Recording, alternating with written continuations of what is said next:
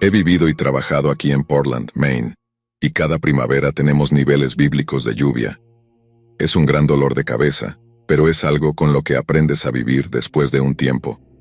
Inviertes en un buen paraguas y un abrigo impermeable, y simplemente sigues adelante como un buen habitante de Maine. Aunque si algunos de ustedes, californianos, vieran el tipo de clima que soportamos, probablemente nos llamarían maníacos en lugar de Mainers. Como dije, en su mayor parte, la lluvia no es más que una molestia menor, un precio que pagamos por los magníficos otoños que disfrutan los turistas de todo el país.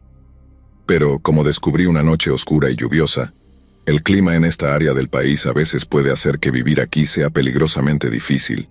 Así que imagina la escena.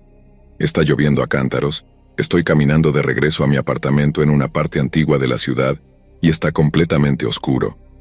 Una de las calles de mi ruta habitual existe desde principios del siglo XIX y todavía está pavimentada con adoquines, mientras que las aceras son estas grandes losas planas que pueden volverse súper resbaladizas en primavera y otoño.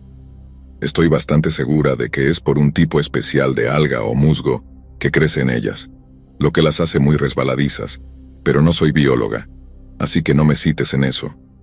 Lo único que sé es que pueden ser como una pista de hielo en ciertas épocas del año, pero en una ocasión fue más una trampa mortal que una pista de hielo.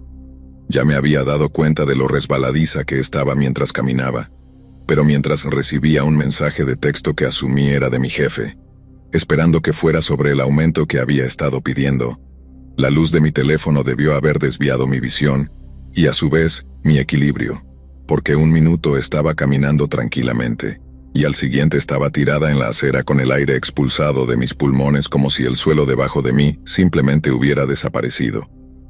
El primer pensamiento que registré en mi cerebro fueron una serie de expletivos que no puedo repetir aquí.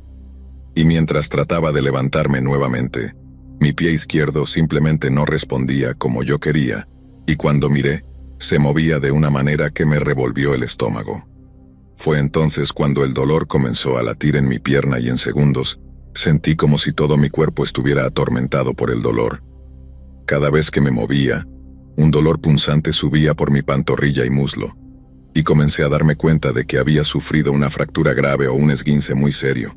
En cualquier otra ocasión habría llamado al 911 allí mismo, pero mi teléfono debía haberse deslizado de mis manos al caer, y cuando miré a mi alrededor, no lo vi por ninguna parte.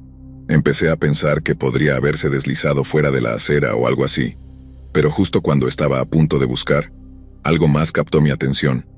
Un desagüe pluvial justo al lado de la acera, uno de esos con rejillas de metal, no un desagüe común, y me di cuenta de que mi teléfono podría haber caído en el desagüe mientras caía. Fue un golpe de mala suerte horrible, pero pensé que no pasaría mucho tiempo hasta que un transeúnte me encontrara, así que podría obtener la ayuda que necesitaba. Pero mientras miraba a mi alrededor, empapándome cada vez más con la implacable lluvia de Nueva Inglaterra, me di cuenta de que no había ni un alma en las calles. Nos acostumbramos a la lluvia en Maine, eso es un hecho, pero aún evitas salir en lo peor de ella. Se me ocurrió que si realmente quería ayuda, tendría que llamarla o incluso gritarla. Así que allí estaba, obligada a gritar pidiendo ayuda, y por raro y mojigato que suene, no sé qué era peor, el dolor o la pura vergüenza de haber caído y no poder levantarme. Di 3 gritos sólidos de ¿puede alguien oírme? Ayuda, estoy gravemente herida. Pero nadie parecía responder. Podía ver las luces encendidas en las ventanas de los edificios de apartamentos a pocos metros de distancia, así que sabía que la gente podía escucharme, simplemente elegían no ayudar. Fue bastante devastador pensar que la gente realmente sabía que estaba allí pero no movía un dedo para ayudar. Pero supongo que así es la vida en las grandes ciudades hoy en día. La gente es terrible, asume que todo es falso o una estafa o lo que sea. Es lo que es. De todos modos pasaron unos minutos y lentamente se hizo evidente que nadie venía a ayudarme, y que si realmente quería llegar a la sala de emergencias, tendría que arrastrarme por la acera mojada hasta encontrar a alguien lo suficientemente compasivo como para ayudarme. Pero justo antes de estar obligada a sufrir tal indignidad, de repente veo la silueta de una persona aparecer bajo una farola, y comienzo a llamar a mi potencial salvador sombrío. Ahora pensarías que si vieras a una chica tirada en la calle llamando pidiendo ayuda con obvio dolor en su voz, al menos cambiarías tu paso para llegar a ella un poco más rápido. Pero este tipo parece notar mi presencia, detenerse por un segundo, y luego seguir caminando hacia mí al mismo ritmo, sin decir una palabra. Fue una sensación extraña tener ese alivio abrumador convertirse en absoluto temor en solo unos momentos. La persona que se acercaba no emitía ninguna de las vibras compasivas y serviciales que esperaba. De hecho, emitía todo lo contrario. No dijo nada en respuesta cuando le dije, señor, creo que me he roto el tobillo. ¿Puede llamar al 911, por favor? Simplemente permaneció en completo silencio. Segundos después, estoy mirando a este tipo con la lluvia salpicando mis ojos y con su capucha puesta. Apenas podía distinguir sus rasgos faciales. ¿Qué te pasó?, preguntó, aparentemente sin preocupación alguna. Fue como si no hubiera estado prestando atención en absoluto cuando le dije cuál era el problema. Como, a riesgo de sonar ingrata, le expliqué todo a este tipo y que respondiera con ¿qué? Fue tan frustrante como inquietante. Le conté todo de nuevo, pero omití la historia de fondo en favor de simplemente rogarle que llamara al 911. Apenas se movió, o mejor dicho, no hizo ningún intento de sacar su celular para hacer la llamada. En cambio, simplemente se quedó sobre mí, mirándome en silencio como si fuera una especie de curiosidad animal. Perdí mi teléfono. ¿Puedes verlo en alguna parte?, recuerdo haberle preguntado. En ese momento, él realmente empezó a buscarlo, lo que momentáneamente restauró un poco mi esperanza de que realmente quisiera ayudar. Pero en retrospectiva, no creo que me lo hubiera entregado si lo hubiera encontrado, porque su siguiente movimiento, uno que confundí con intentar ayudarme a levantarme, fue básicamente empezar a registrarme en busca de objetos de valor antes de simplemente agarrar mi bolso. Me quedé en silencio mientras hurgaba en su contenido, ayudándose con algunos billetes sueltos. No podía creer que alguien pudiera ser tan insensible, incluso en una gran ciudad como Portland. Estaba decepcionada, enojada y con dolor, pero no estaba realmente asustada hasta que el tipo sacó mi identificación con foto que usaba para el trabajo, la miró por un momento y luego se la metió en el bolsillo. Ahí fue cuando me di cuenta de que no lo hacía solo por ganancia monetaria. No era tanto un ladrón u oportunista como un verdadero depredador, y la idea de lo que iba a hacer después me aterrorizó por completo. No se fue con el dinero y mi identificación, simplemente siguió parado sobre mí, mirándome, probablemente deleitándose con lo indefensa que estaba. Cómo podía hacer lo que quisiera conmigo, y no había un alma alrededor para detenerlo. Soy una mujer de 38 años, y sentí ganas de llorar como una niña pequeña. Le rogué que no me hiciera daño, que se fuera solo con el dinero que había tomado. Creo que eso solo lo excitaba, pero ¿qué más podía hacer? No estaba en posición de luchar. Lo mejor que podía esperar era golpearlo con mis llaves si intentaba, ya sabes, ir más allá. Entonces, justo cuando estoy alcanzando mis llaves, tiradas en la acera, escucho uno de los sonidos más dulces que he escuchado en mi vida. Disculpe, ¿está todo bien? Era la voz de un hombre, cortés pero agresiva, acusatoria. Alguien finalmente había salido de uno de los edificios de apartamentos cercanos, y en ese momento el tipo con la capucha comenzó a alejarse con la misma calma de siempre. Oye, te estoy hablando, dijo el hombre antes de mirarme a mí y luego llamar de nuevo al interior, probablemente a su esposa, pidiendo a alguien que llamara a la policía. Luego corrió hacia mí para preguntar si estaba bien, lo que provocó la mayor oleada de llanto feo mientras simplemente señalaba mi tobillo destrozado entre sacudidas de cabeza. Corte a unas pocas horas después, estoy acostada en el hospital con un tobillo roto, drogada con lo mejor que puede comprar el seguro Blue Cross. Di una declaración a la policía. Tuve un pequeño llanto con mi mamá cuando vino a visitarme, y luego me puse a informar a todos mis compañeros de trabajo que no los vería por unos meses. Tuve un pequeño consuelo cuando supe que el tipo fue arrestado por robo menor. Aparentemente tenía antecedentes de adicción a las drogas y enfermedad mental, y había cometido una serie de robos oportunistas en los últimos años. Como resultado, este último golpe lo enviaría de vuelta a la cárcel por unos años, algo que me da un gran consuelo.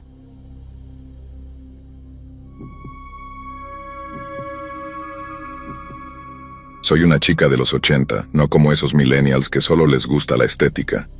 No, yo literalmente crecí en los 80, la época antes de los teléfonos celulares, internet y televisión por satélite, cuando las únicas cosas que podías recibir en tu puerta eran leche o pizza. Ahora parece surrealista pensar en lo lento que cambiaban las cosas con el tiempo, y déjame decirte que ojalá hubiéramos tenido algunas de las cosas que tenemos ahora cuando era adolescente. Me habría ahorrado muchos problemas de vez en cuando, y esta historia es uno de esos momentos. Hasta que ahorré suficiente dinero para comprar mi propio coche, tenía que caminar hacia y desde el trabajo siempre que no pudiera conseguir que alguien me llevara, lo cual resultaba ser la mayoría de los días. Entonces, una noche, tenía 18 años, y estaba haciendo la caminata regular de regreso a la casa de mis padres, cuando el cielo decidió abrirse y llover a cántaros. Fue de la nada, pura lluvia nivel Arca de Noé que me hizo correr en busca de refugio. No me malinterpretes, puedo caminar bajo la lluvia, pero esto era un nivel de lluvia en el que sentía que me iba a ahogar, así que pensé que sería mejor refugiarme y dejar que la tormenta pasara un poco. Pero no pasó en absoluto, de hecho, se intensificó. Entonces, cuando este hombre mayor se detuvo junto a mí en su coche para ofrecerme un paseo, no sé cómo me vio, simplemente aproveché la oportunidad. Quiero decir, vi lo que claramente era una Biblia sentada en el tablero, y apostaría a que cualquiera habría hecho exactamente lo mismo que yo, y aceptado el paseo sin pensarlo 2 veces. Pero no pasó mucho tiempo antes de darme cuenta de que había tomado una muy mala decisión. Entonces, voy a abrir la puerta del lado del pasajero del coche del tipo. La manija cruje y se queja, pero no responde de inmediato. Esto hace que el tipo abra su propia puerta, que parecía abrirse a la primera, para decirme que ha tenido problemas con ella durante años y que necesitaba tirar con fuerza. Lo hago y doy un buen tirón, escuchando un chirrido metálico mientras la puerta finalmente se abre para que pueda subirme y salir de la lluvia. Se disculpa y me dice que las puertas son un verdadero dolor de cabeza, que a menudo no se abren desde el interior y que la ventana tampoco se puede bajar. Literalmente me dice esto cuando ya es demasiado tarde para hacer algo al respecto, y aunque no estaba exactamente lista para entrar en pánico ni nada, el hecho de estar técnicamente atrapada definitivamente me hizo sentir menos que cómoda. Aún así, él me pregunta amablemente a dónde me dirijo antes de que tengamos una pequeña charla sobre cómo la lluvia no había sido tan mala en años. Después de un rato, comenzó a halagar mi uniforme, mi cabello y me dijo que me parecía a su difunta esposa, y que su espíritu debió haberlo llevado a ayudarme a llegar a casa. Claro, esa es una gran señal de advertencia, pero en ese momento, no sé, simplemente me pareció dulce, como un tipo mayor solitario que extrañaba a su difunta esposa. Puedes entender de dónde vengo, ¿verdad? De todos modos, la conversación luego se dirigió a si todavía estaba en la escuela, cuáles eran mis pasatiempos y gradualmente se volvió hacia si estaba en mi periodo. No me preguntes cómo. No tengo idea de cómo llegó la conversación a ese punto, pero no fue raro y todavía parecía natural. Sé que suena loco, pero créeme, era como si estuviera a punto de hacer una broma o algo así y era tan inocente como podía ser una conversación sobre el periodo. Y la forma en que hablaba era como paternal, si eso tiene sentido. No hace falta decir que no me asusté, hasta que dijo muy calmadamente, porque una vez que hayas florecido como mujer, deberías comenzar una familia tan pronto como puedas.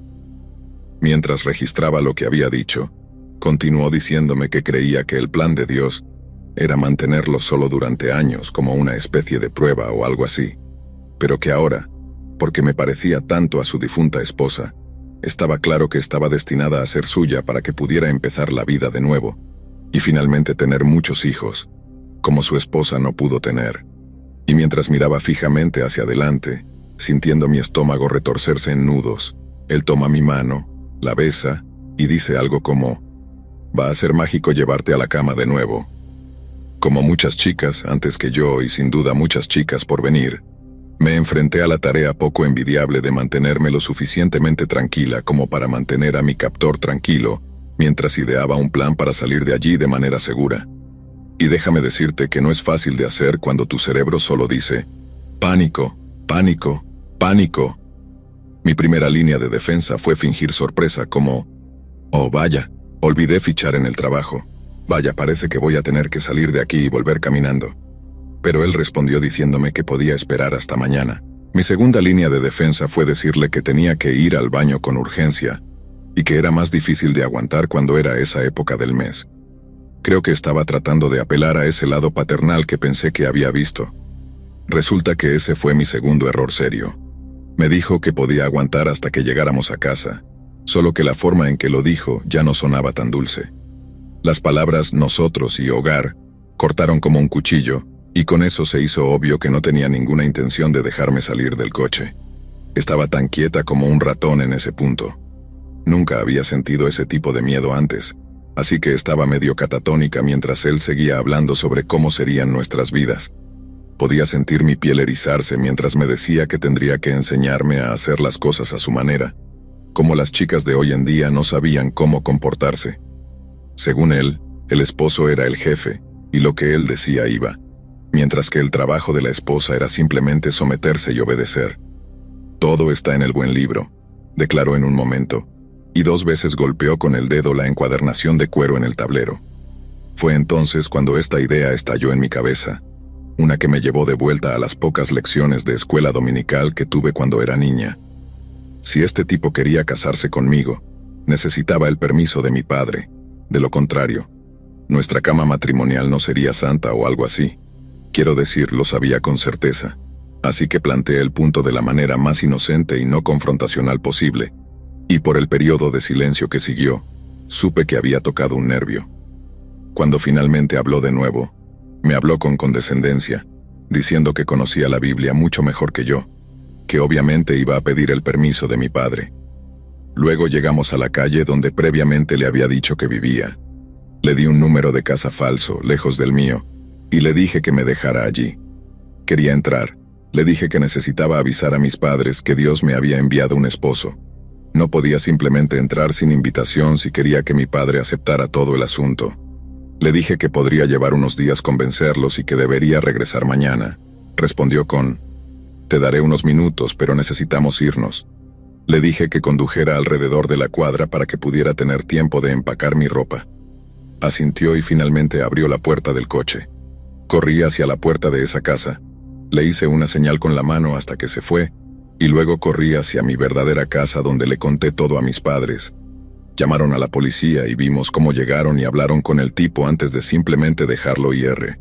Estaba furiosa, pero aparentemente les dijo que me había dado un paseo a casa y que no tenía idea de lo que estaba hablando sobre todo el asunto del secuestro y matrimonio.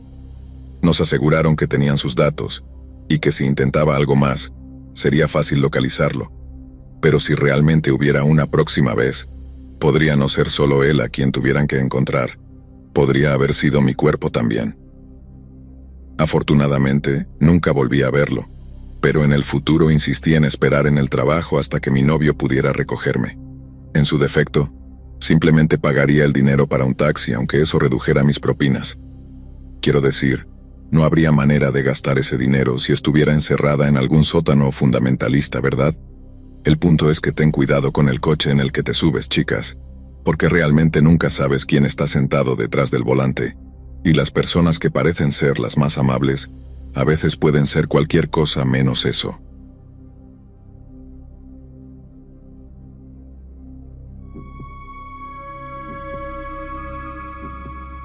En diciembre del año pasado, me di cuenta de que, gracias a un ascenso que recibí durante el verano, podía permitirme un nuevo apartamento. Mi antiguo apartamento tenía un montón de problemas crónicos, y la mitad de ellos eran del tipo que podría haber detectado si hubiera hecho una inspección adecuada de antemano. Así que, cuando se trató de buscar un nuevo lugar, fui extremadamente minucioso en cuanto a la investigación que realicé. Después de admitir que le pregunté a un agente inmobiliario sobre el grosor de la puerta del apartamento, un amigo mío empezó a regañarme y decir que ningún propietario te ofrecería un detalle así. Y en cierto modo, tenía razón, pero descubrí que mi enfoque solo alejaba a los propietarios poco confiables, mientras que los decentes entendían perfectamente por qué hacía tantas preguntas. Por eso, cuando finalmente encontré un lugar que me gustaba, la experiencia fue mucho más estresante que emocionante. Estaba compitiendo con más de 100 solicitantes por el alquiler. El apartamento tenía enormes ventanas orientadas al oeste en el segundo piso, lo que significaba que se podían disfrutar de increíbles puestas de sol, además de ser un excelente lugar para las plantas de interior. Y la ducha. Dios mío, la ducha. Altavoces Bluetooth integrados e impermeables, chorros de vapor, luces UV para evitar el crecimiento de bacterias. Vale, dejo de presumir sobre mi ducha. Y como spoiler, conseguí el apartamento. Pero ya no me produce mucha alegría, de hecho. Nada de esos servicios lo hace más. Lo único en lo que me encuentro prestando atención seria es al techo del salón. Es una imagen extraña, ¿verdad? Un tipo sentado allí bebiendo café, cenando, con los ojos pegados al yeso blanco del techo. Pero me sorprendo haciéndolo mucho, demasiado en realidad, y ahora te diré por qué. Como dije, todo en ese apartamento parecía perfecto y en su mayoría lo era.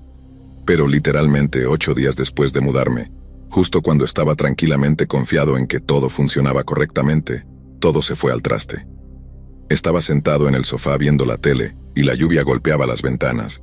Esa horrible lluvia fría de diciembre. El tipo de lluvia que es emocionante escuchar golpear contra el cristal.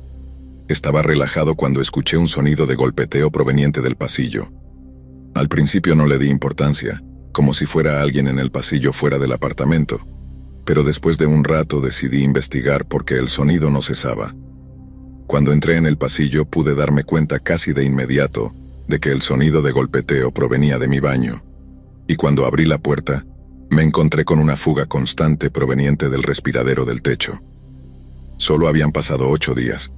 8 días malditos y ya tenía una fuga. Sí, era solo una pequeña, pero cualquiera que haya lidiado con tuberías con fugas o problemas de fontanería te dirá que incluso la más mínima cantidad de agua puede ser absolutamente catastrófica si no se soluciona de inmediato. El agua podría acumularse en algún lugar fuera de alcance, pudriendo la madera y causando ese desagradable olor a agua estancada. Puede ser un gran problema. Así que estaba un poco en pánico, buscando nombres de fontaneros locales, maldiciendo el nombre de la propietaria por no decirme si había tuberías con fugas. Había estado lloviendo todo el día, así que podría haber sido algo relacionado con toda la lluvia, pero tenía un tercer piso entero encima de mí. ¿Cómo era posible que el drenaje del techo se mezclara con los respiraderos? Y ahí es cuando tuve mi gran momento de iluminación, o no tan grande, y me di cuenta de que podría estar viniendo del apartamento de arriba. Tal vez habían dejado el baño corriendo o algo así. Recuerdo que pensé que era molesto, pero los accidentes pasan. Subí las escaleras, llamé a la puerta de la unidad directamente encima de la mía, pero no obtuve respuesta. Luego, asegurándome de que no había nadie alrededor para verme, me arrodillé y puse mi oído en la cerradura, lo suficientemente inocente, pero intenta explicarlo a algún desconocido sin contexto. Esperaba tal vez escuchar el sonido del agua corriendo, tal vez incluso el sonido de alguien limpiando el agua del baño desbordado, pero nada. Solo silencio al otro lado. Dado que no podía simplemente derribar la puerta, volví a mi apartamento. Puse un cubo de fregar bajo la fuga y luego llamé a la propietaria por si tenía un fontanero de confianza o algo así. Siendo la mujer amable que es, mi propietaria me llamó de vuelta en unos minutos para informarme que un fontanero estaba en camino, pero dado que ya estaba en un trabajo tendría que esperar alrededor de 1 hora. No era un gran drama, era una fuga manejable por el momento de todos modos, pero aún tendríamos que entrar en el apartamento de arriba para asegurarnos de que era la fuente de todo el problema. Así que me encargué de subir cada tanto para comprobar si alguien había regresado a casa. Al menos supuse que estaban fuera. No había otra razón por la que no contestaran la puerta, ¿verdad? Comprobé la primera vez, luego la segunda fue unos 15 minutos después, y la tercera fue justo antes de las 9 de la noche, como a las 8:57 en punto. Lo recuerdo porque eran 15 minutos antes de que llegara el fontanero, y miré el reloj justo antes de hacer un último viaje arriba, para comprobar si los vecinos estaban en casa. Solo que cuando llegué a la puerta principal de su apartamento, que estaba 100% seguro de que había estado cerrada en las llamadas anteriores, vi que estaba ligeramente entreabierta. Estaba seguro de que alguien estaba en casa en ese momento, así que por pura cortesía, golpeé la puerta unas cuantas veces y grité como «Hola», esperando que alguien apareciera en cualquier momento, pero de nuevo no hubo respuesta. Pero esta vez definitivamente pude escuchar el sonido del agua goteando dentro del apartamento, así que empujé la puerta y vi que casi toda la alfombra estaba empapada. El apartamento tenía la misma distribución que el mío, así que supe que la primera habitación que iba a encontrar era el baño. El suelo de linóleo estaba inundado, El fregadero estaba inundado, pero los grifos estaban cerrados. Solo había un constante goteo de uno de ellos como si no hubiera sido cerrado del todo. De nuevo, llamé para ver si alguien estaba en casa, un poco preocupado de que me consideraran grosero por simplemente entrar, pero nuevamente me recibió un completo silencio, solo el sonido de mis zapatillas chapoteando en la alfombra empapada mientras caminaba por el apartamento. Si te estás imaginando esto como una escena algo espeluznante, estarías en lo cierto.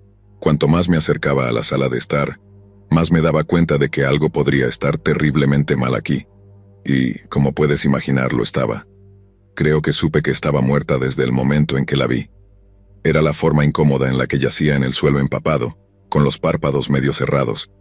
Es difícil de describir, pero nunca había visto a una persona lucir así, como si estuviera congelada en medio de un parpadeo o algo así.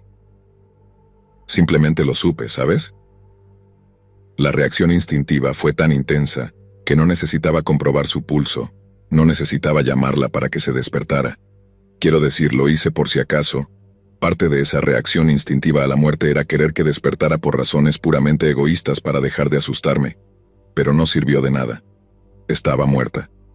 Después de llamar al 911 intenté hacerle RCP y compresiones torácicas lo mejor que pude, pero nada la despertaba.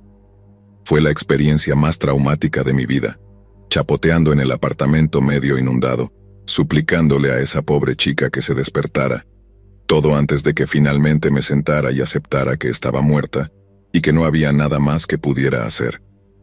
Nunca había llorado así antes, no me avergüenza admitirlo, y me quedé sentado así hasta que vi luces azules parpadeando en la ventana. Al principio la policía fue brillante, entraron en mi apartamento conmigo, tomaron nota de la fuga, diciéndome que todo iba a estar bien y que había hecho todo bien. Me senté tomando una taza de té y contándoles todo exactamente como había sucedido. Recuerdo mencionar el hecho de que la puerta parecía haberse abierto espontáneamente, lo que significaba que en algún momento entre las 8:35 y las 8:57, ya sea la víctima o su asesino habían abierto la puerta del apartamento por alguna razón. Los dos policías se miraron entre sí con una expresión que interpreté como un momento de «uf», pero en retrospectiva creo que fue una señal de lo que estaba por venir. Definitivamente comenzaron tratándome como al pobre e inocente miembro del público que había encontrado la trágica muerte de una joven, pero no pasó mucho tiempo antes de que cambiaran completamente su actitud. Recibí una llamada de un policía que se identificó como Dee Walker, quien me invitó amablemente a la comisaría local para un interrogatorio adicional. Me aseguró que no estaba en problemas, solo querían repasar algunos detalles a la luz de nuevas evidencias que habían surgido. Era una charla informal, sin necesidad de un abogado ni nada serio por el estilo. Así que, siendo un absoluto tonto, me ofrecí a hablar con dos policías de homicidios en una sala de entrevistas sin nadie más presente. Mantuvieron la rutina de buen policía por un tiempo, repasando mi declaración conmigo, mientras me adulaban por intentar el RCP. Pero hubo un cambio distinto de tono cuando uno de los chicos del CID me preguntó si alguna vez había estado en el apartamento de la chica antes de la noche en cuestión. Les dije que no, que solo había estado allí poco más de una semana cuando comenzó la fuga. Y por más que me haga sonar como un idiota, simplemente no soy el tipo de persona que saluda a los nuevos vecinos con una cesta de muffins o lo que sea. Luego, de manera extraña, su pregunta de seguimiento fue si sabía algo sobre electricidad, como si alguna vez hubiera trabajado como electricista o reparado electrodomésticos para ganarme la vida. Nuevamente, les dije que no, pero fue mi turno de hacer una pregunta, principalmente por qué me hacían una pregunta tan inesperada. Ahí fue cuando me dijeron que básicamente era su principal sospechoso, y la forma en que el tipo lo dijo fue sinceramente horripilante. Mira, amigo, la cosa es que nos hemos encontrado con una especie de muro aquí, y estamos esperando que nos puedas ayudar. Empezamos todos amigables como si fuéramos viejos amigos o algo así. Has dado una declaración brillante aquí, y estamos realmente agradecidos por entrar en tanto detalle y dar tu tiempo libre. Solo hay un gran problema. Dijiste que llamaste al apartamento unas 3 veces entre las 8 y las 9 de la noche. Una vez alrededor de las 8:20 y una vez justo antes de las 9. Tenemos la hora de la muerte como las 8:45 a más tardar, así que dices que no escuchaste nada cuando llamaste la segunda vez. Bueno, algo estaba pasando en ese apartamento que causó la muerte de esta chica. Me parece muy confuso, ¿no te parece? Recuerdo cada palabra que dijo y sabía que ni siquiera se suponía que fuera acusatorio. No lo creo al menos, no de manera abierta. Pero sabía lo que estaban insinuando. Tenían que eliminarme como sospechoso, pero desafortunadamente para mí, eso era mucho más fácil de decir que de hacer. Porque mis huellas dactilares estaban por todas partes, las fibras de mi ropa estaban por todas partes, y no había un solo testigo de que alguien más hubiera visitado el apartamento de esa chica ese día. Nadie más que yo, por mi propia admisión. Comenzó a ser obvio que la policía realmente tenía un sospechoso en mente y era yo. Aunque nunca fui arrestado, en las semanas que siguieron, registraron mi apartamento 2 veces y la policía estaba casi constantemente merodeando por el edificio en el que estaban ambos apartamentos. Noté que parecían tomar un interés particular en el cableado del edificio. Y 1 o 2 veces parecían estar acompañados por algún tipo de comerciante. Supongo que un electricista. Y fue en ese momento cuando deduje que la policía pensaba que la chica había muerto en algún tipo de accidente eléctrico extraño. Tal vez una corriente había pasado a través del agua inundada y la había electrocutado allí mismo. Pero, ¿no significaría eso que también me electrocutaría a mí? Pero eso es precisamente lo que pasó. A pesar de que la policía se negó a decirme mucho sobre la investigación, estoy bastante seguro de que teorizaron que de alguna manera maté a la chica usando una descarga eléctrica, lo que en mi opinión mostraba lo atascados que estaban por una teoría legítima. No me malinterpretes, la perspectiva de ser el principal sospechoso de un asesinato, de recibir una condena injusta o algo así, es una cosa aterradora sin duda, pero como mencioné, nunca fui arrestado y después de un tiempo todo el asunto simplemente desapareció. Naturalmente, quería saber todo lo que la policía sabía sobre la muerte de mi vecina, pero después de ser básicamente acusado de asesinato por ellos en un punto, no estaba tan dispuesto a llamar más la atención sobre mí mismo. Lo que está claro es que estaba a solo metros de un asesinato del cual no tenía idea que estaba ocurriendo, y que solo me perdí por poco al asesino cuando se deslizó fuera del apartamento y dejó la puerta abierta. Pero ¿por qué dejarían la puerta abierta? ¿No podrían haber sabido que había una fuga? Entonces, ¿por qué no simplemente cerrar la puerta y descartar la posibilidad de que alguien tropezara con la escena del asesinato? ¿Y cuál era el punto de inundar el apartamento en primer lugar? No era solo el fregadero del baño. El fregadero de la cocina también estaba desbordado. Pero, ¿por qué? Además de todo eso, no entiendo el ángulo de la electrocución. Parece una forma tan elaborada de matar a alguien, inundar el apartamento y luego pasar una corriente lo suficientemente fuerte a través del agua. ¿Y cómo haría una persona eso de forma remota? Porque tendrían que hacerlo. De lo contrario también morirían. Lo que me lleva de nuevo a la pregunta de quién abrió la puerta entonces. Fue una forma elaborada de quitarse la vida, y quería que alguien la encontrara antes de que se descompusiera. Demasiadas preguntas. Así que están empezando a entender por qué paso tanto tiempo mirando el techo. No puedo dejar de pensar en todas las preguntas que han surgido desde que me mudé aquí y, lo que es peor, estoy un poco atrapado aquí. Sí, es un lugar bonito, pero Dios mío, ahora está contaminado. Va a pasar mucho tiempo antes de que me sienta normal de nuevo aquí. No es como si tuviera el dinero para un nuevo depósito y encontrar un lugar que realmente me guste es difícil. Y eso es básicamente todo. He estado viviendo bajo lo que se siente como una tumba y los misterios de la muerte de mi vecina me han mantenido despierto durante meses. Estaría muy interesado en escuchar las teorías de otras personas sobre esto porque, al igual que la policía parece estar, estoy completamente perplejo en cuanto a cuál es la explicación. Quiero decir, probablemente sea algo perfectamente racional, algo tedioso pero trágico. Pero luego, a veces mi imaginación empieza a activarse y empiezo a pensar que algo completamente más siniestro es el culpable.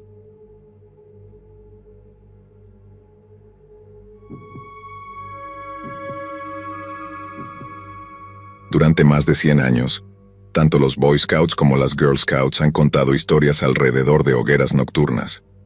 En su mayoría, estas historias detallan las hazañas asesinas de todo tipo de monstruos y críptidos, pero algunas tocan otra leyenda urbana muy contada, la del asesino psicópata desquiciado, el paciente fugitivo de un asilo, decidido a la masacre sin sentido de inocentes. Sin embargo, por aterradoras que puedan ser estas historias, Las usamos para entretenernos puramente bajo la premisa de que son completamente ficticias, que los monstruos de los que tenemos tanto miedo no pueden realmente hacernos daño. No hay asesinos psicópatas reales ahí fuera en el bosque, ¿verdad? Pero tal vez sea mejor escuchar la historia de los asesinatos de las Girl Scouts de Oklahoma antes de hacer un juicio definitivo sobre eso. Situado en el condado de Mayes, Oklahoma, Camp Scott solía ser uno de los principales campamentos de Girl Scouts del estado de Sooner. También es uno de los más antiguos, con el año 1977 siendo el aniversario número 50 de su fundación.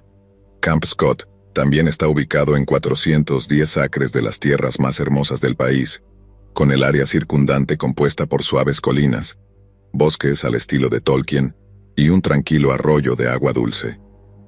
Dispersos en el área, hay una serie de plataformas de tiendas de campaña que alojan a los visitantes. Para aquellos que nunca fueron scouts cuando eran niños, una tienda de plataforma es una gran tienda de campaña de lona, colocada de forma semipermanente en una plataforma de madera elevada, a veces con un techo de hojalata o lona encima. Generalmente puede dormir de 4 a 6 personas y tiene cremalleras en ambos lados de la tienda, para cerrar la solapa interior con lazos para cerrar las solapas exteriores. No hay forma de cerrar la tienda de manera 100% segura, pero generalmente es una opción más robusta que acampar en una tienda en el suelo. Las tiendas de plataforma están entre una cabaña y una tienda en términos de comodidad. Como muchos campamentos de Girl Scouts, las tiendas en Camp Scott estaban organizadas en pequeños campamentos esparcidos por todo el campamento, cada uno con fogatas y servicios relacionados, y cada uno nombrado en honor a una tribu nativa americana. Podría ser perdonado por pensar que el campamento era un paraíso al aire libre, un trozo sereno e inocente de Edén, lejos del bullicio de la gran ciudad. Pero poco antes de la temporada de campamento en 1977, se llevó a cabo una sesión de entrenamiento en la que los consejeros veteranos capacitaban a los nuevos consejeros sobre lo que se esperaba de ellos. Uno de estos consejeros compró una caja de donas de camino al campamento, encontrando que una golosina dulce era un excelente iniciador de conversaciones entre los nuevos llegados y generalmente los hacía sentir más bienvenidos. Compartió algunas donas entre sus compañeros consejeros, pero dejó las donas restantes cerca del campamento de los consejeros cuando llevó a los nuevos llegados en un recorrido por el área. Cuando regresó, las donas habían desaparecido y en su lugar había una nota escrita a mano y sucia que contenía solo 3 palabras garabateadas: 3 morirán. La chica mostró inmediatamente la nota a uno de los jefes de operaciones del campamento, pero en lugar de tomar la amenaza en serio, la descartaron como una broma de mal gusto, y les indicaron a los consejeros que siguieran con sus actividades habituales. El primer día de la temporada de campamento, las Girl Scouts de todos los rincones de Oklahoma fueron llevadas en autobús a Camp Scott para comenzar la primera de muchas visitas de una semana. El ambiente era generalmente alto entre las jóvenes, ya que la escuela había terminado recientemente y esa euforia de las vacaciones de verano aún estaba muy presente. Pero ese domingo 12 de junio no fue un día de verano ideal. Espesas nieblas y lluvias neblinosas habían convertido el campamento en un completo desastre empapado. Sin embargo, el ánimo de las Girl Scouts no se apagó, y permanecieron positivas mientras eran divididas en grupos y conducidas a sus respectivos campamentos. Afortunadamente, el clima se calmó lo suficiente como para que las chicas participaran en algunas actividades de campamento antes del anochecer. Pero cuando cayó la noche, la lluvia regresó con fuerza, y lo que anteriormente había sido una ligera llovizna, se convirtió en un verdadero aguacero.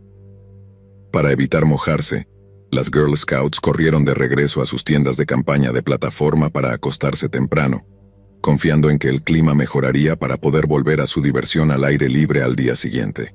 Una de las consejeras recogió su kit de aseo y se dirigió al bloque de duchas del campamento. Este bloque de duchas estaba justo en la parte trasera del campamento, cerca de un grupo de tiendas de campaña conocido como Kiowa, y gracias a la disposición en forma de herradura de las plataformas, una de ellas estaba ligeramente oscurecida de la vista por el bloque de duchas en sí. Así que alrededor de las 6 a.m. del 13 de junio, esta consejera se dirigió colina abajo al sendero que conducía a la casa de baños. Pero al acercarse, Vio 3 bolsas aparentemente ocupadas, simplemente tiradas en el sendero. Sacos de dormir que habían sido apilados uno contra otro de manera inquietantemente antinatural. No había forma de que hubiera Girl Scouts allí. No había forma de que alguien pudiera dormir así. Nadie vivo de todos modos.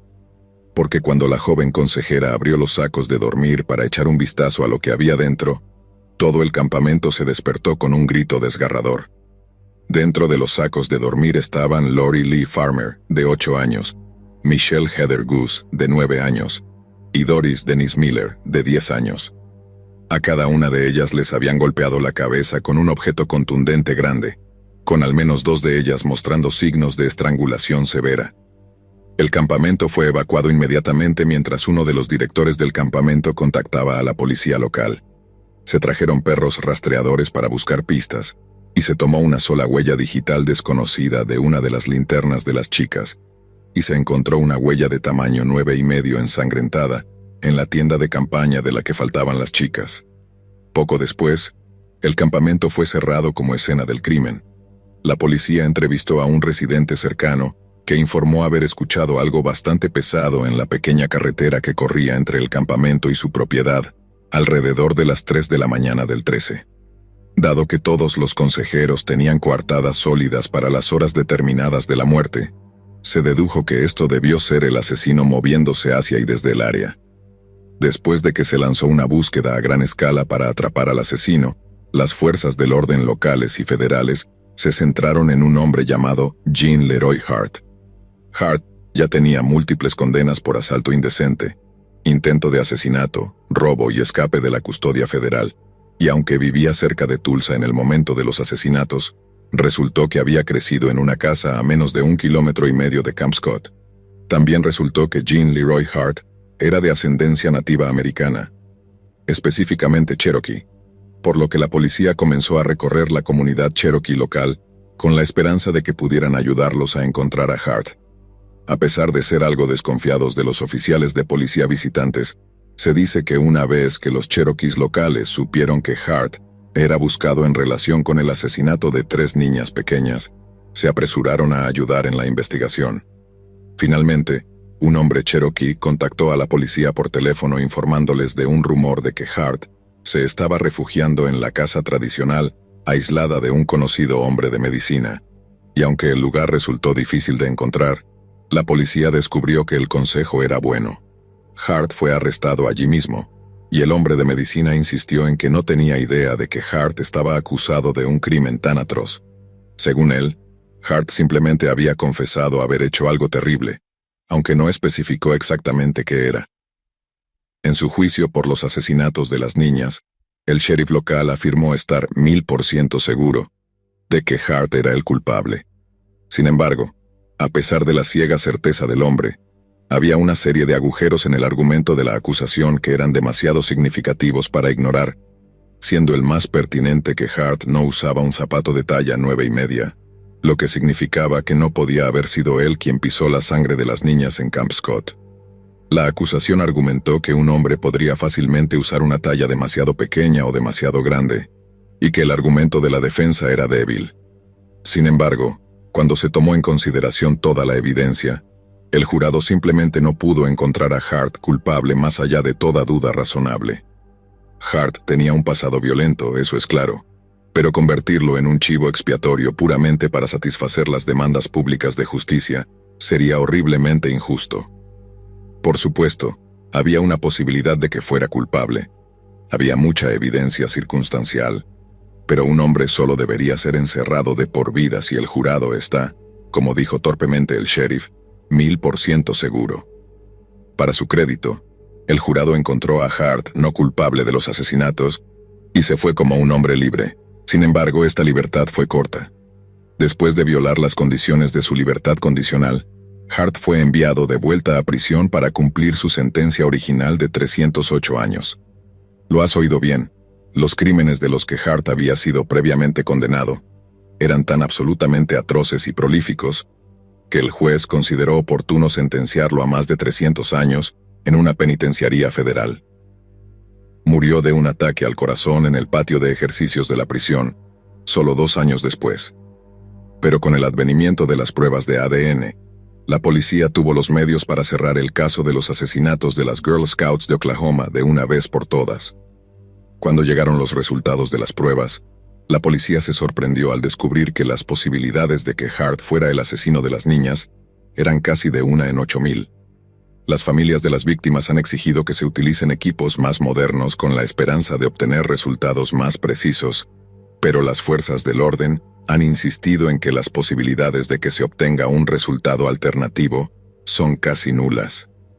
En cuanto al lugar de los asesinatos, Camp Scott nunca fue reabierto al público, convirtiéndose en un lugar demasiado asociado con una tragedia horripilante y no resuelta en la que 3 niñas pequeñas perdieron la vida innecesariamente. Sin nadie condenado, no había forma de que alguien enviara a sus hijos a Camp Scott, mientras el asesino seguía rondando por la zona. Hoy en día, no queda casi nada más que bosque donde una vez estuvo el campamento. Nada que recuerde a nadie de las 3 niñas que solo querían tener un verano divertido en el campamento, pero que nunca regresaron a casa.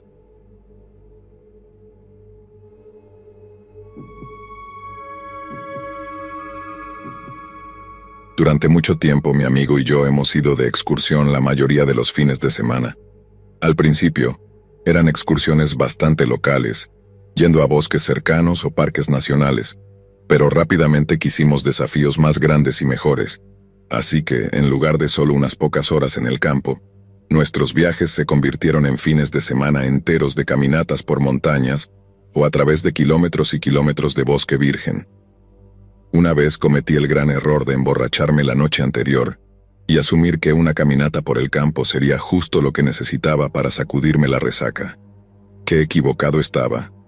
A unos 4, casi 5 kilómetros, tuve que detenerme solo para vomitar toda el agua que había bebido. Estaba en mal estado, pero aún así no estaba listo para regresar. Podría haber sido peor. Recuerdo que mi amigo dijo, podría estar lloviendo, y luego, literalmente, mientras él termina de hablar, comenzó a gotear.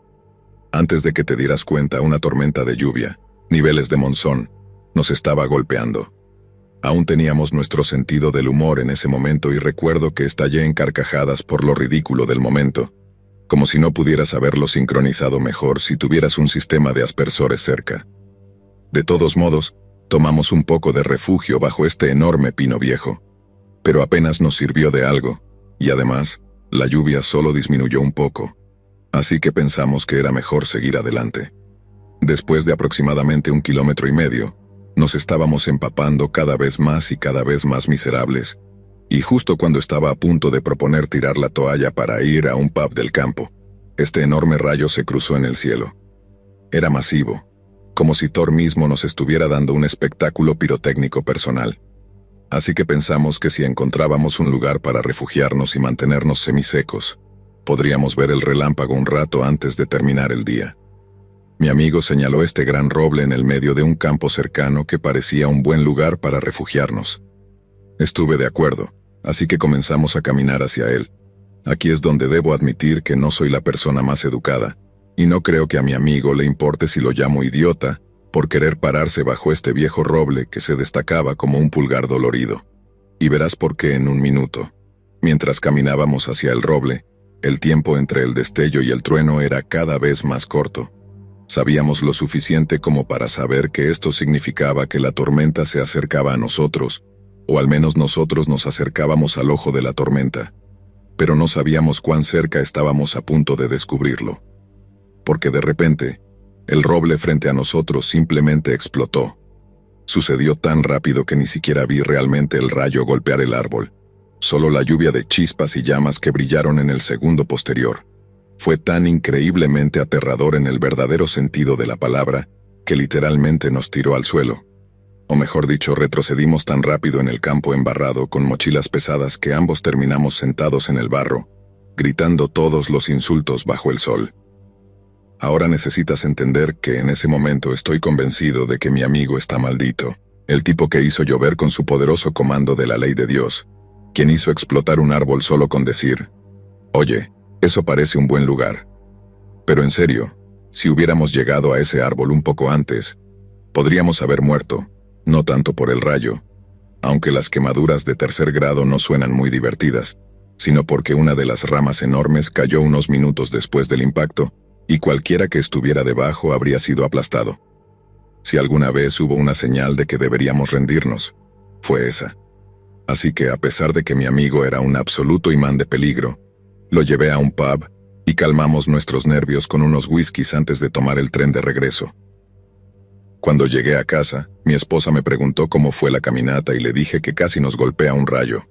Ella respondió: «Anda ya, mentiroso», en su acento norirlandés que significa «deja de decir tonterías». No me importó, solo me reí, agradecido de estar en casa y en una sola pieza.